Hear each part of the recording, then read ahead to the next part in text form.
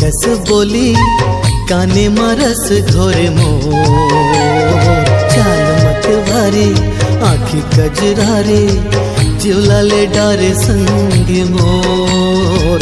चाल मतवारे आँखी कजरारे जिवला ले डारे संग मोर।